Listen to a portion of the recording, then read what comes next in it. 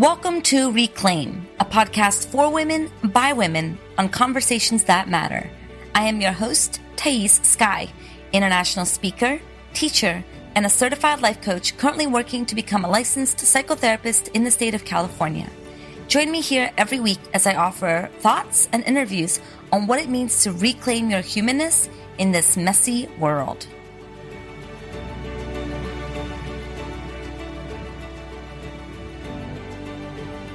Hello, Reclaimers. Thais Sky here. Welcome to the podcast. I'm really excited because this episode is going to be a part of a new series I am doing called The Art of Depth Coaching. This episode is part 1, and part 2 and 3 will be released over the coming weeks. I have been wanting to do this series for a while now, for a couple years now, but it just hasn't felt right, and now it finally feels right. So first, let's start with why I'm calling it depth coaching. This series is for coaches, healers, and space holders, however way you define yourself, to learn a little bit more about the art, the skill of coaching. So whether you're a business coach, life coach, health coach, doesn't matter. This will be applicable to you. But the reason why I call it depth coaching is because this is an episode or a series that's specifically geared towards the space holders who want to go deep in their work with their clients. Depth psychology is a study or a faction or a division, I guess you could say, of psychology, where the emphasis lies on the unconscious. And that is what depth coaching is to me. It's the art of understanding the unconscious and the ways that the unconscious is playing out in the lives of our clients, supporting them in integrating these shadow aspects of themselves, these unconscious bits of themselves that have been put away, kind of diminished or minimized or tossed aside because of culture, because of family expectations, etc. Bringing those back in, integrating to create a fuller, more all-encompassing life, right? I'm really here to talk about the humanity of our clients. And so depth coaching requires special skill set. It requires a special way of looking at clients, looking at the understanding of the human psychology. It's important that we know how to do this work and know how to do this work well if we want to truly be of benefit to our clients, which is what most of us as coaches want to do. Most of us coaches love doing this work. That's why we've kind of risked everything, right? We've quit the job and we took the coaching certification program and we market ourselves online in ways that feels really uncomfortable and really, confronting. We do this because we love the work of coaching. You don't just stumble into this field. It has to be a very purposeful action of becoming a coach because there's so much risk involved. And so in that risk comes a tremendous amount of reward. There is nothing like being a space holder. There is nothing, at least for me personally, like the one-on-one work. There's something really precious about holding space for someone's wounding and their pain and their dark spots and shedding light, right? Bringing into awareness so that it can be healed and tended to. You start to see people's coming together in a way that is just revolutionary. It is wild how beautiful one-on-one work is. Okay, so this series is for you. Those of you who love doing one-on-one work, those of you who want to go into your client's unconscious, who wants to go into the depths of a person's being to support them in their wholeness, and those of you who want to continue to do better and best by this industry. The thing about the coaching world is that it's unregulated.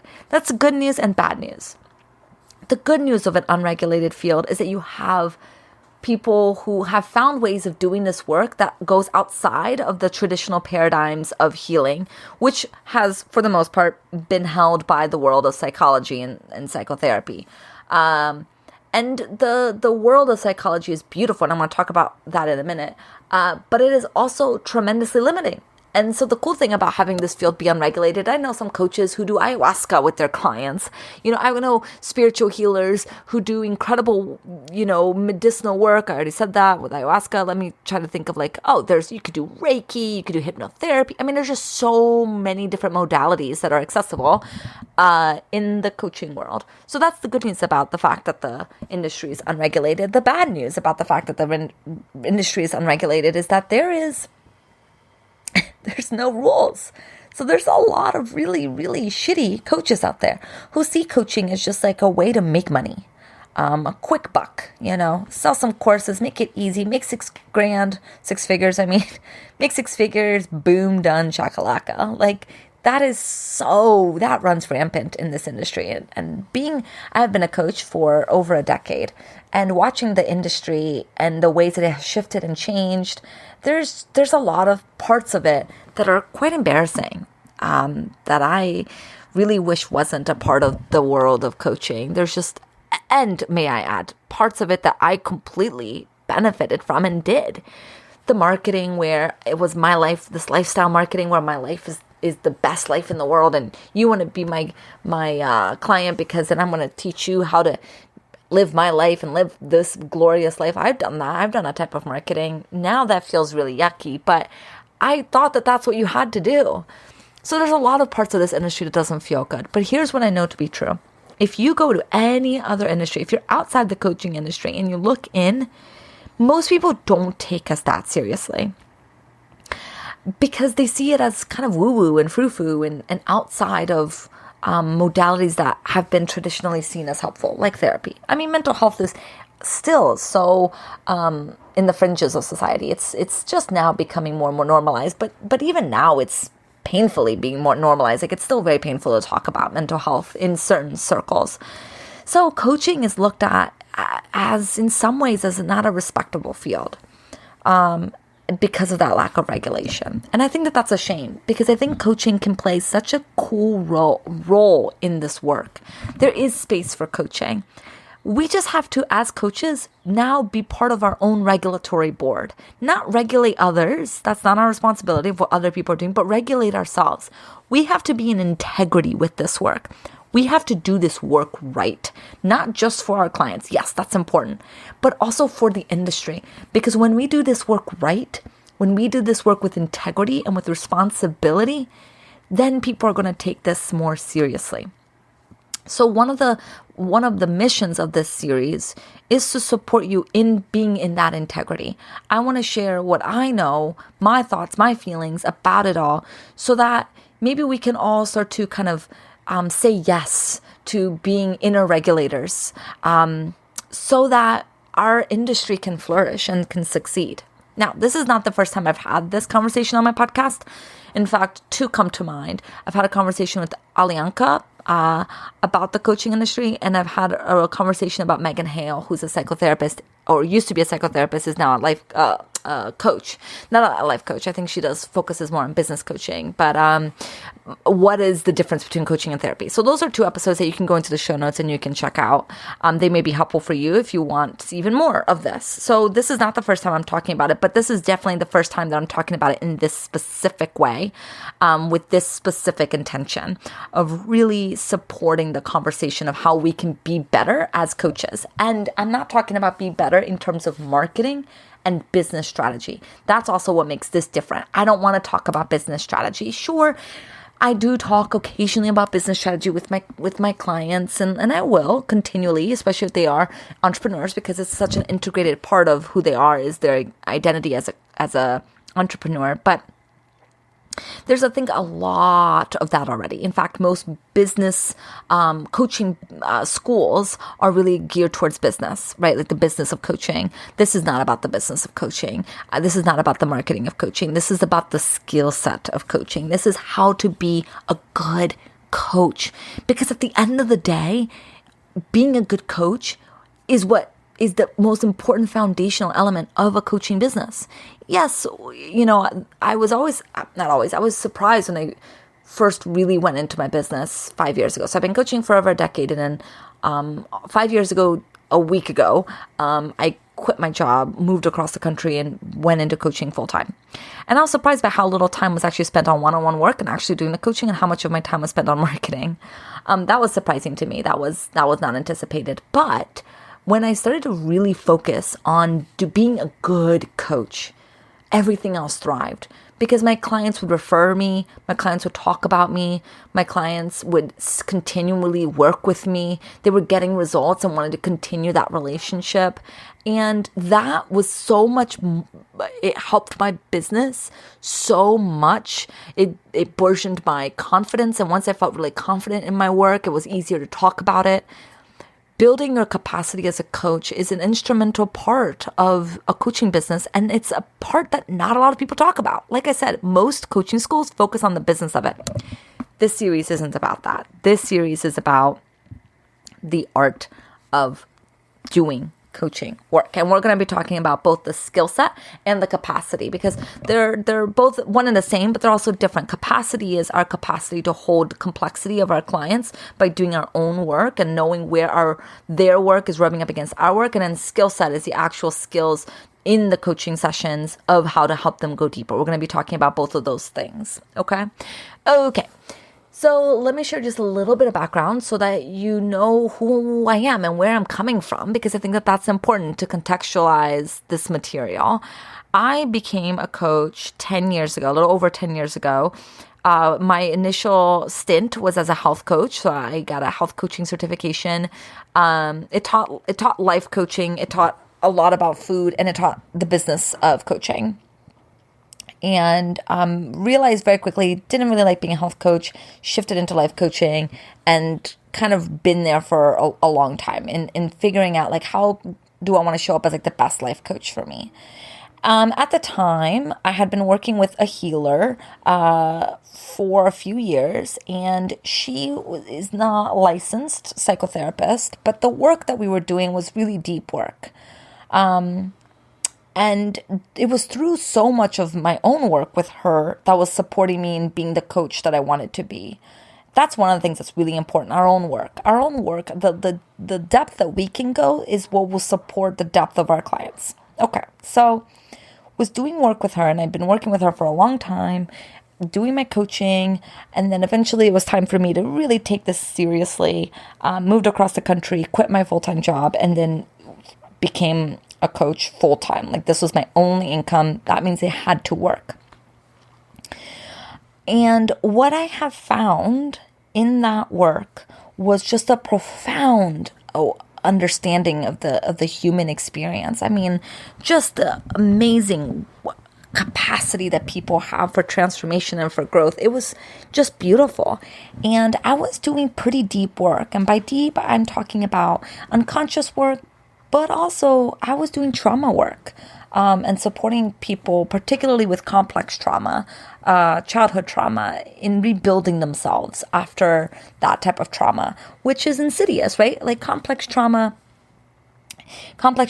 is defined, this is not the official definition, but off the top of my head, I think of complex trauma as just these small cuts, like, something that's happening every week, every month in your childhood. It changes your actual personality. And so tending to and healing complex trauma requires a spaciousness in the one-on-one work that I was really gravitating towards. All that to say is, after a while of doing the work, I realized that maybe doing this type of depth work required more education. And that's when I decided to go and get my master's in clinical psychology. Initially, I went into that program because I wanted to expand my skill set as a coach. What I found instead was two things that were surprising. One, the majority of the classes that I took and the education that I got was antiquated, because the school is basically geared towards supporting you and pass your licensing exam. And so many of the classes, many of the education is meant to support you in passing this test that then will allow you to be licensed. This licensing exam is not up to date on all of the current models of psychology. It's more grounded in older theoretical concepts. Didn't know that. And so I felt like many of my classes weren't that helpful in what I wanted to get from this master's program. But then there was number two. What I got out of this master's program was an understanding of how to actually be in process with clients that I was never exposed to in my own work and in my coaching program. A process, a way of being with my clients, a way to hold the space that was different than anything I ever anticipated. And it was powerful. It was really powerful. What made it, though, more powerful was the way in which I was supported and taught how to hold this space. So in the world of psychotherapy, there's something called supervision, where a therapist who are further along the journey will, in either group one or one-on-one setting, support you in talking about your clients and talk about what you're struggling with and support you in understanding how to show up for them. And so in supervision, you'll share like recordings of episodes. You'll share recordings of sessions. You'll share your own analysis of the client. You'll share verbatims, which is a transcript from what you remember of the session. And all of that helps the supervisor help you know how to then be in the session with the client. This, y'all, was the most incredible awareness that I've or skill, or I don't even know what, like lens shift that I've ever experienced. I have to say, before I went to get my master's in clinical psych, I never sat with a therapist. I started therapy when I went to get my master's. I stopped working with my healer and found a therapist. And I feel like that's important to say because, I just want to highlight that being a therapist is not the end-all be-all. Therapists aren't necessarily better than coaches. In fact, there's some really shitty therapists out there, just as there's some really shitty coaches. The likelihood of there being a better therapist is higher, I think, than the likelihood of a good coach because of that educational foundation. But overall, you don't have to become a therapist to do deep work. You just have to be taught. You have to have the space. You have to learn how to do the skills. And that was never taught to me. I had to figure it all out by myself intuitively. Okay, so this supervision was astounding. Being in a room with other people who are also figuring out how to be in relationship with their clients in a way that was really meaningful was amazing. Having conversations with other people about how to process something with my client was amazing. It blew my mind how powerful that could be. And I remember having coffee with a friend about 6 months into this experience and realizing that this is why therapy is as powerful as it can be. It's because of this type of support. Because therapists aren't expected to hold space by themselves. They have a team, whether it's colleagues, whether it's supervision. They have a way that they can go into a space and say, I just had a session with Jane. She said something that really rubbed me the wrong way. And then I had difficulties listening to anything else that she said. Okay, great. Let's examine what it is that she rubbed the wrong way and what's going up for you so that you can get out of your own way when supporting her. Or, I just had this session where she had all these things she brought all these things into session and I didn't know where to start, or I didn't know how to hold. I found myself getting anxious and I didn't know what to say when she said this, or I was doubting myself the entire session and I never doubt myself and I don't know why I was doubting myself in that session. All of these things, you can now speak to somebody, you can bring it into a room and people will support you in figuring out not only what was coming up for you, but now how you can then use that in the relationship with the client. I'm telling you guys, this blew my mind. I've never been more effective in my work and more supported in my work than when I had this space held in this way. So at this lunch date, it was about 2 years ago, I said to my friend, this is going to revolutionize the coaching industry. This is everything. Because when coaches have this, their work is going to finally be accountable. Again, to be in integrity, to be effective, it's going to revolutionize this industry.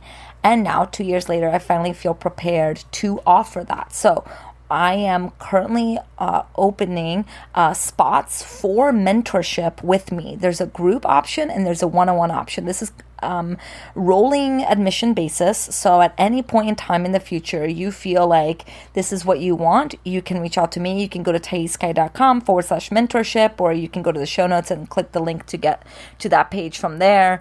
And the group is going to be rolling admissions based on the number. So the group is only 4. So if there's any point there's 3, you can hop on in. So rolling admissions, always open opportunity for you to get this type of support, this mentorship support in your coaching business. So mentorship with me is that space where you get to bring in all of the trials and tribulations you're having in your one-on-one space and getting support from it so that you can do this work effectively, because your coaching skills is what sets you apart from every other coach. Not the marketing, not the website, not all these things. Your skill set, your capacity to hold space in the room for somebody is what will set you apart and what will make this work sustainable for you. And so if you are, it's not even just beginner coaches, it's coaches on all levels who want this additional level of support because you don't know what you don't know. And I've been coaching for 5 years, and there's so much I didn't know until someone else put their eyes on my work. So this group that I'm creating is just an opportunity for you to be in that community with other coaches and support each other, but also to be getting my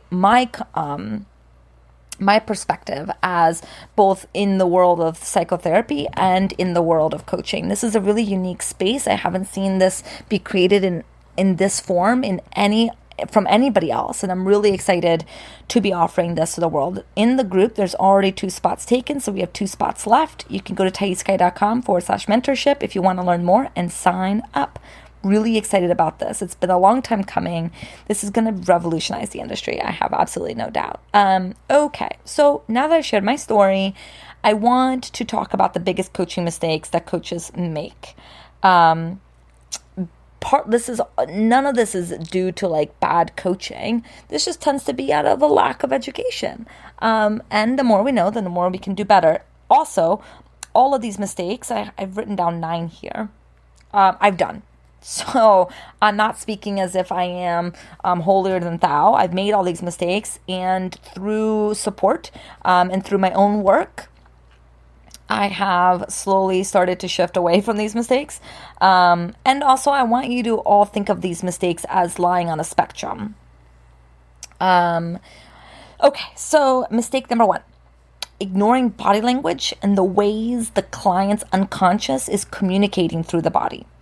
So, I'm not even just talking about somatic work. I'm not talking about doing processing like body work. I'm talking about just when you are holding space for someone, it's really important to notice their body language, to notice their expressions, particularly micro expressions, and the ways that the client's unconscious is communicating through the body that they are then saying differently.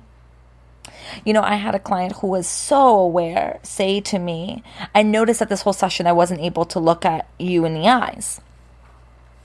And I love that she was able to notice that, but oftentimes they don't notice that. And so if you can say, I noticed that the minute you said this, you stopped looking at me. I wonder what that brings up for you. Or I wonder if there's something really uncomfortable here because your body completely shifted when you started talking about it.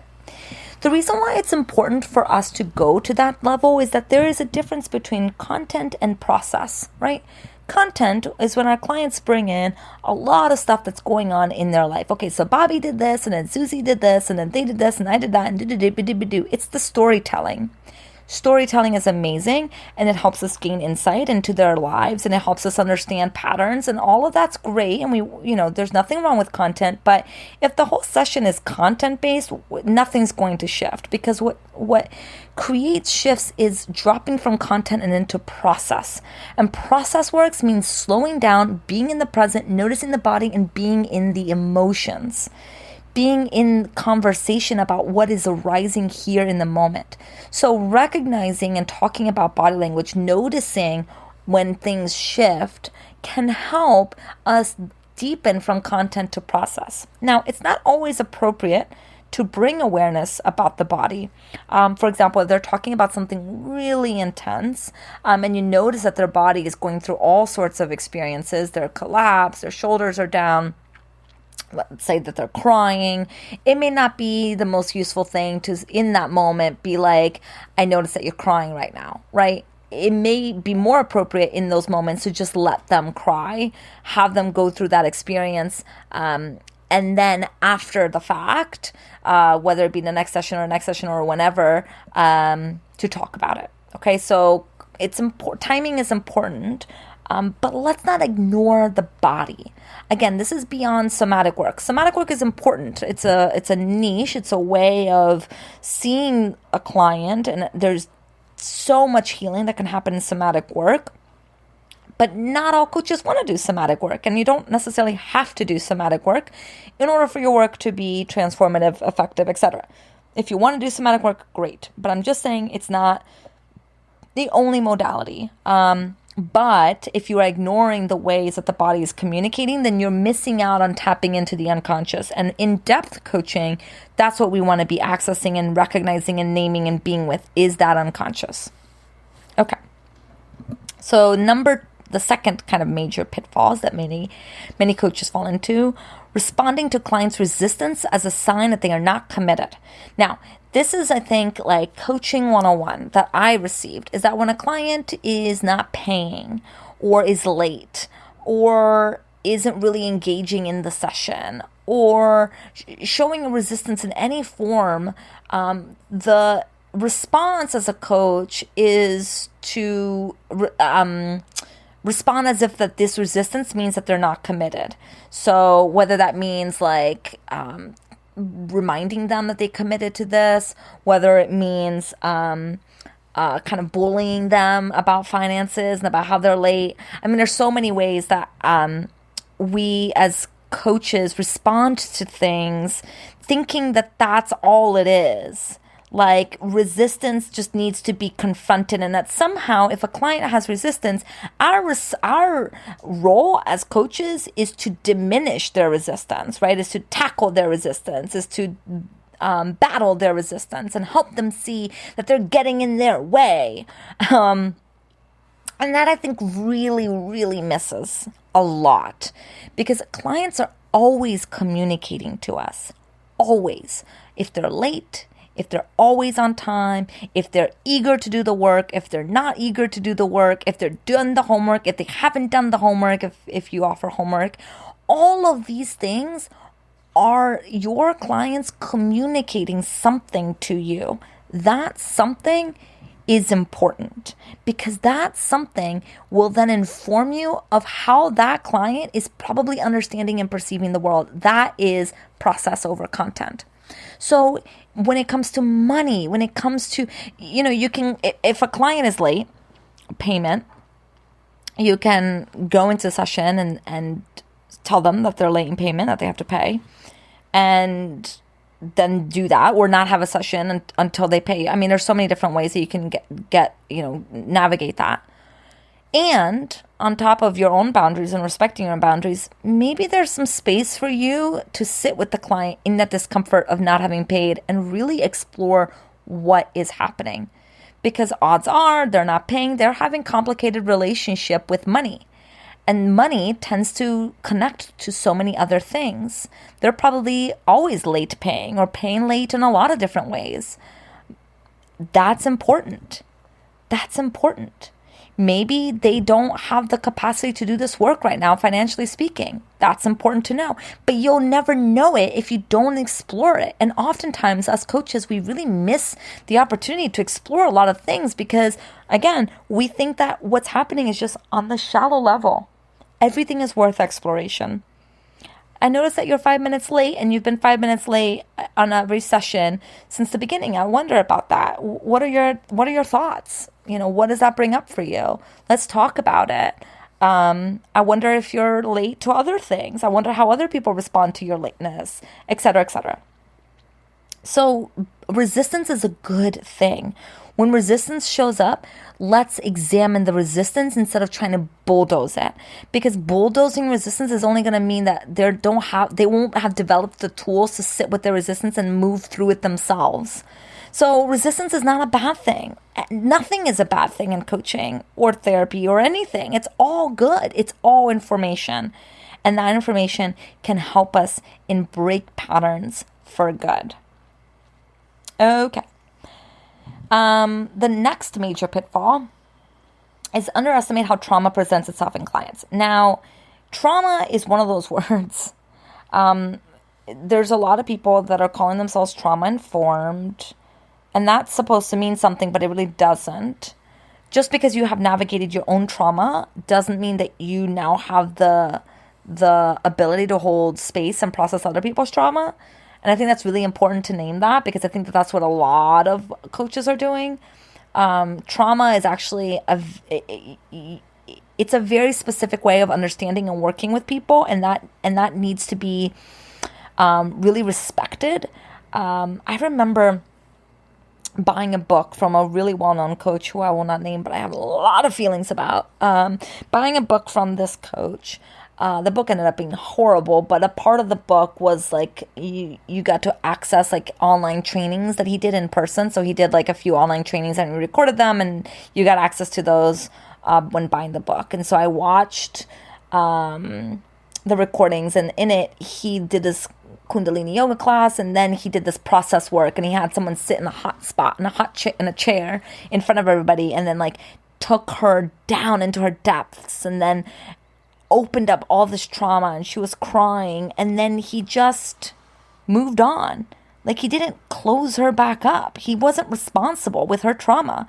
This is really dangerous. Maybe it's helped him. Maybe he did that and it worked for him. But you can't expect that everyone is going to respond the same way you responded.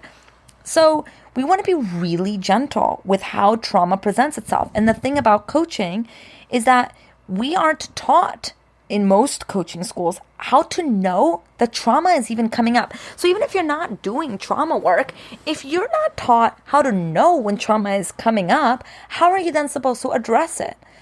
Just like coaches aren't taught, mental health diagnoses, which is important because coaches aren't diagnosing. But if you're not taught, how to know that it's depression or anxiety or one of the more specific diagnoses, and if you don't even know what to look for, how do you know if it's coming up in your clients and it's time to refer out? How do you know? Most coaches don't. And so they tend to wade waters that are way too deep, and then they don't know how to get out. And so understanding how trauma presents itself in clients is really, really important. You have to know, even if you're not doing trauma work, which, you don't have to do trauma work in order to have really impactful work with your clients. Just because trauma is the kind of the trendy word doesn't mean that you have to be doing this deep trauma work. But knowing how it presents will support you in knowing where to go with it. Whether you have the capacity to do that work, or you need to refer out, or you need to slow it down, or you need to speed it up. I mean, the cool thing about space holders is that we get to set the speed of the work. A lot of times our clients will come at us thinking that they're ready for a certain speed. And then as we start doing the work, we start seeing that, they're actually not ready to take it at that speed. We need to actually slow it down. Communicating that with them and supporting them and guiding that and understanding that is really cool and important. But that has... You have to know what is happening in order to know whether to speed it up or slow it down, right? So it's important to understand how trauma presents itself in clients. And most books that are, self-development coaches read tend to be about how to understand that for ourselves, not how to see it within another. And this directly ties into body language, because so often we can see it in the body, whether something's coming up that is really uncomfortable. And so we have to be gentle here. And, this is where for coaches, getting additional support can be really helpful. And I'm not just talking about getting a master's or another certification program, but getting the type of support that I'm offering in my mentorship is really important. Because when you can talk about it with somebody else, you can see, I'm going too fast, I'm going too slow, right? And that helps shed light into what's coming up for you. Maybe this person's pain is very mirroring your pain. And so every time you talk to them, you expect that their process is just like yours. It's not going to be. Just because they're similar to you doesn't mean that they are you, right? So understanding how trauma presents itself is important. And there's so many, amazing things online to support you in knowing it intellectually, but the only way we'll know it is by practicing it. Okay. The next major pitfall is meeting clients' fears with oversimplified mantras. I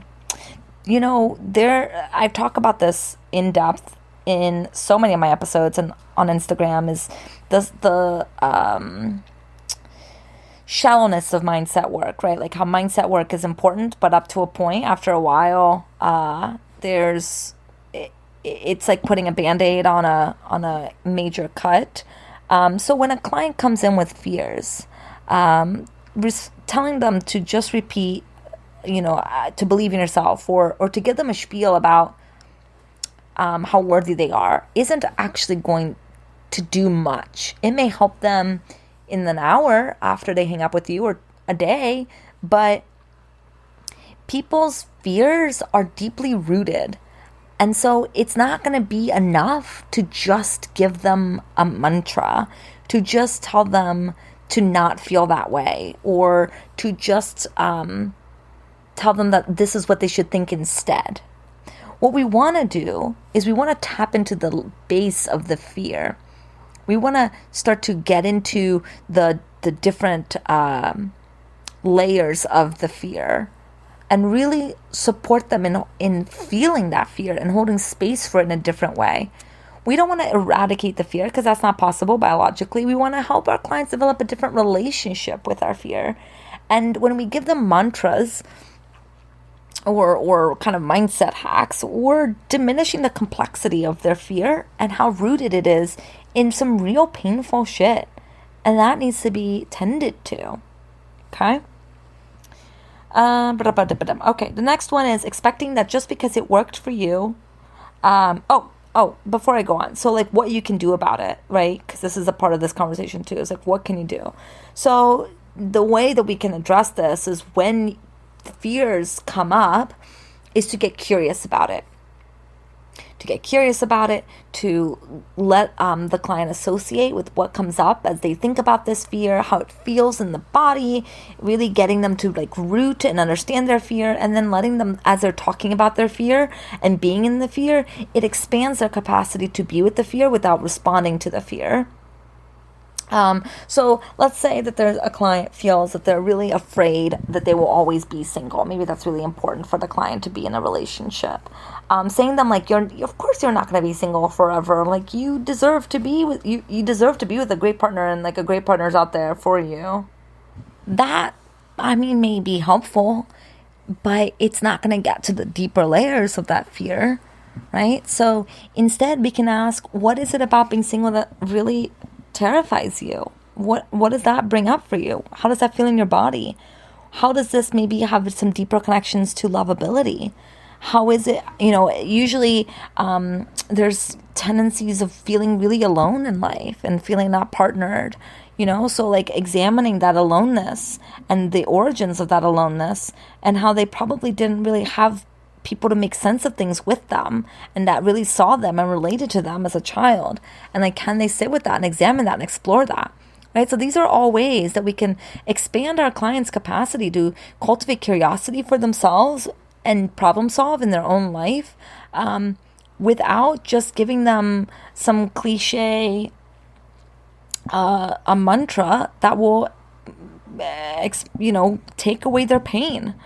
And this ties into the next major pitfall, which is giving quick fixes in an attempt to alleviate anxiety of not knowing how to hold clients' emotions. Clients are going to have a lot of complex emotions and are going to bring it all in. And if we haven't done the work of understanding our own relationship to our emotions, often we're going to have a lot of anxiety about what our role is as coaches in the room and how to tend to those emotions. And so often when we're in a place where we don't know what to do, we give quick fixes. We try to kind of give a road plan for how to deal with an emotion. Now, I'm not saying that roadmaps don't work or that that's not helpful, but we want to really notice how we feel in the room with the client. We want to become really aware of our feelings in our body with our clients. This is something that I didn't learn until school, and I really wish I had learned earlier, is that when you're sitting with the client, you are in a relationship together. And so when you have feelings in your body, that is information. So for example, if you have a client that you feel really sleepy in, that's information. If you have a client that you consistently feel really anxious with, that's information. That's probably saying something, right? Maybe it's bringing up your own sense of helplessness. That will probably parallel with the client's sense of helplessness around their own feelings, and you may be feeling something that they're feeling, and then that's helpful. If you notice that you're feeling helpless, and you usually don't feel helpless, you usually feel pretty confident, but in this session you feel really helpless with the client, that's probably, not always of course, but that's probably saying something about how the client is feeling. And now you get to support them in exploring that helplessness that you're feeling. That's much deeper work than giving some quick fix, right? The relationship and the way you feel in the relationship can be really informative. If, for example, you feel like a client is super passive aggressive, and like there's something off about them, there's something that feels weird about them, odds are you're not the first person in their life that is feeling that way. And if you can do it right, if you can reflect that to them in a smart way, it can really open up a whole world of exploration about their interpersonal relationships. Most of the time, our clients are coming to us with interpersonal issues. The relationship of the coach and the client is a relationship. So odds are all of their interpersonal issues that are coming up in other areas of their life is going to come up between the two of you, especially if you're doing longer term work. That is so good. That is just, that's the bread and butter right there, because that has so much information that the two of you can explore and work through. This is what I mean by doing process work instead of content work. We're not just focusing on the fear or the problem that they perceive they're having. We're really taking it to a deeper level and understanding what's happening between the two of you. This type of relational work is extremely healing, because relational trauma, relational wounding heals in relationships. And so you get to be a different relationship to your client than everybody else, because you get to be there for them. You're not going to drop them when they tell you that, something is wrong. Whereas in every other aspect of their lives, if they were to say that something hurt them, someone hurt their feelings, they may feel ostracized, or they may feel like the relationship can't handle that type of honesty. But with you get to offer that corrective experience of having them say that this didn't work, and you being like, let's talk about it. Instead of you having the defense, you shutting down. And that's, again, responding to clients' resistance as a sign that they are not committed, as a sign that it's personal, that they're not interested in the coaching work. No. You're missing so much out when you take it personal. So wherever you do take it personal, that's where you need to get support. That's where mentorship with me comes in. Because wherever you're taking it personal, there's something probably that's being exacerbated within you that needs to be tended to, so that you can now really sit with that person and know that it's not about you. Okay. Next one.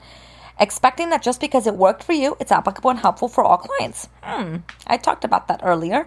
This is like coaching, like the foundation of coaching. I feel like most of us come into the coaching world because we struggled with something. We started finding things that helped, and now we want to help others with those tools. That was my experience. I was going through a lot of binge eating and disordered eating and body dysmorphia, and yoga was helping me, mindfulness was helping me, and my healing work with my healer was helping me. And so I wanted to then do that work with my clients. So yeah, that's, I think, most coaches, that's how we get into this. However, we're really limiting ourselves here. If we don't have the skills to support people meeting them where they're at, then we're just kind of imagining that everyone is like a mirror like us, and that removes the complexity and the nuance that our clients are wanting from us, so that they can feel attuned to and they can have a corrective experience. And so, yeah, just because it worked for you does not mean it's going to work for everybody. This is here's like a really basic, simple one. A lot of times, okay, here, I'll make it very personal to me. When I used to start my coaching work at the very beginning of sessions, I would have them close their eyes and take some breaths to ground themselves in the space. I never asked if that was something they were able to do, willing to do, interested in doing. I just assumed. Then I started to realize that actually meditation and that type of mindfulness can be contraindicated to people who have some more complicated trauma. The idea of closing their eyes in front of a stranger that they don't even know yet may feel really jarring.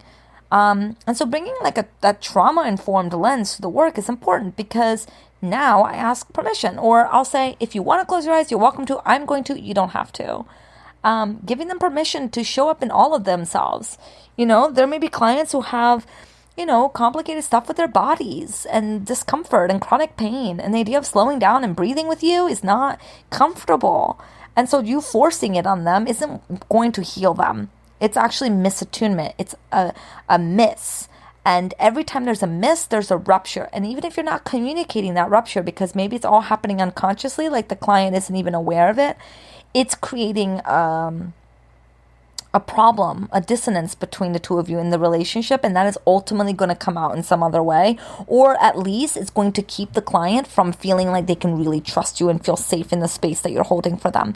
And the space, like holding safe space, where people can bring all of who themselves, is really important. And most of the times, clients really struggle with that, and they really don't believe that the space is safe, because they've never really had that safe space. If they did in childhood, they probably wouldn't be working with you as a depth coach, right? So you want to be really mindful of the ways in which just because it worked for you doesn't mean it's going to work for everybody. Let's see what else. Okay, we have 3 more. How are we doing? Let's see, look at the time here. Okay, the time has just flown by. All right, next one. Going too deep too fast without supporting clients integrate the material. Deep is not always the answer. It is just not always the answer. Because when we take them too deep, we don't fortify the structures that's going to support them in integrating that depth. So if you notice that you go really deep with the client and they get very tearful very quickly and they're going in, just be mindful of that. Because if they're not able to integrate it, if they're not able to, over the weeks, like see shifts in their lives, it's probably happening too quickly. We want to be really conscientious of the depth that we take people. Not everyone is ready just because they say that they're ready. One of the ways that we can tell that they're not integrating is, let's say we bust through, a really big defense, a really big structure that has been protecting them, but we didn't build anything new. Signs that it may be going too fast is that they're regulating or they're attempting to manage that openness through other means. So if a client comes to you saying that they increased their binging, that they kind of did something that they've, used to do but haven't done, like have sex with have a one-night stand, maybe that for them is a way that they try to regulate and cope. And after that session, they did that, or they snacked and they couldn't stop snacking. Usually it's food related because that's so accessible. Or they spent money, they had like a binge spending spree. Whatever their coping strategy is, if that has increased, be mindful. It doesn't necessarily mean that you're going too fast, but it could mean that you're going too fast. Because if they have had to increase their coping skills, it means that they have had to really tamper down on all the things that were opened up. Oftentimes when we start doing depth work, things get worse before they get better. They start feeling shittier before they start feeling better, because they're bringing up stuff that they haven't been thinking about or talking about for a long time. That's not what I'm talking about here. What I'm talking about here is the client's need to kind of balance out the temperature of what happened in the session. So if the client comes back and says that they did this old coping skill, be mindful. Just be mindful, and you can talk about it. You can say, I wonder what it felt like for you at the end of our session last week, or in our session last week. How did it feel for you? How did you feel after the session? It may open something up to talk about that. Let me tell you what, the secret to everything is just talking about it. Everything, talk about it. 5 minutes late, talk about it. Delayed payment, talk about it. Talk about everything, and you're going to learn so much about your client, and your client's going to learn so much about themselves. It's really cool. Okay, next one. Expecting clients to grow linearly rather than learning how to meet people where they are at. Ooh, this is a big one. We tend to demand that people grow in a very linear fashion and that they heal in a very linear fashion. And so when they regress or when they backtrack or when they experience something that they hadn't in a while, it can feel really easy to, one, take it personal or feel like you're doing something wrong, or kind of, I don't know, demand that they change, demand that they be different. Learning how to really meet people where they are is a gift. I remember once I worked with a client for months, and after, I don't even know how many months it was, I said something in session, and I realized in that moment that everything they've been sharing with me for the past few months, I totally missed them. Like the level of which I was thinking that their awareness was totally different than their actual level of awareness. That miss is important to notice. So this can happen easily. This is not I'm not demonizing any of these things. This is really easily, they're called pitfalls because they're easy to fall into. It's easy to kind of just miss them and kind of project our own advancement onto them because our levels of insight is so deep, their levels of insight is that deep. Meeting people where they are is a gift for them and for you, but it's hard work and it requires you to be continually exploring your own stuff and your own skills as a coach. Okay, final one. Assuming the stance that one size fits all and oversimplifying the complexity of human nature. Hoo-wee. This was a big one for me as a coach. Was just thinking that everything could fit in frameworks and everything could fit in steps and everything could fit in boxes. The truth of the matter is, when we're doing this work, we are strangers to this person's mind, this person's life, this person's experience. We are not the expert. They are the expert. So assuming the stance that we know all, that one size fits all, or that we are the expert, misses the whole point, which is that they are the expert. We're just accompanying them on this journey of exploring themselves. And sure, we may have some awareness of what types of, bushes, berries to watch out for, and where, I don't know, what trees are poisonous or whatever. We know some things, but they're the expert on them. And so everything about this work is being in that position of listening, of learning, of being in inquiry. Just because they're hiring you as a coach does not mean that you are the expert on them. It just doesn't. It just doesn't. Okay? This is the cool thing about this work, about being a coach, is that people are trusting you. People are looking at your website or getting a referral and they're like, yes, this person is going to support me. And so we have this tremendous joy of learning about the human experience. And so we have to be mindful of when we're coming in thinking that we know. And this is different mind. It's a different hat, I guess you can wear than the marketing hat, right? Because the marketing hat, we kind of have to position ourselves as knowing at least something, knowing a little bit of something. But when it comes to our clients and holding space for our clients, we really have to trust that they know. And we're there to guide them. And in my mentorship, I play the same thing. I'm not coaching people in my mentorship to become just like me. No, I am supporting people and become intuitively connected to their own gifts. And also learning some new things along the way. Things that they've been there in their work, but they just needed somebody else to look in and say, hey, have you thought about this? Okay, so I'm going to end this here. Part 2, we're going to talk about how to prevent burnout with one-on-one coaching. And we're going to talk about intimacy. It's going to be really good.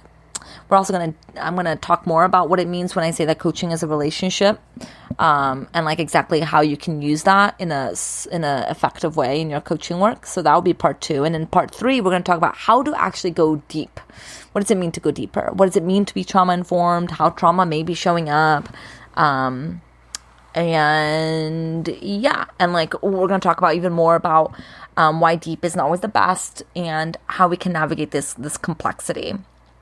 Okay, so that's part 3. So you can expect the next 2 parts to come out in the coming weeks. I'm really excited about this. It's taken a long time for me to talk about this because I wanted it to be really grounded in my experience and not just things, that I spew from books or from just seeing what other people are doing. I wanted this to feel really, really in alignment. And it does now. So yay, really excited about this. And if you are interested in mentorship with me, go to taisky.com/mentorship. And I will be back next week with part 2. Thank you for listening to Reclaim the Podcast. This podcast represents the opinions of Thais Sky and her guests to the show. The content of this podcast are for informational and educational purposes only and is not intended to be a substitute for professional psychological, psychiatric, or medical advice, diagnosis, or treatment. Always seek the advice of your physician or other qualified mental health provider with any questions you may have regarding a medical condition or mental disorder.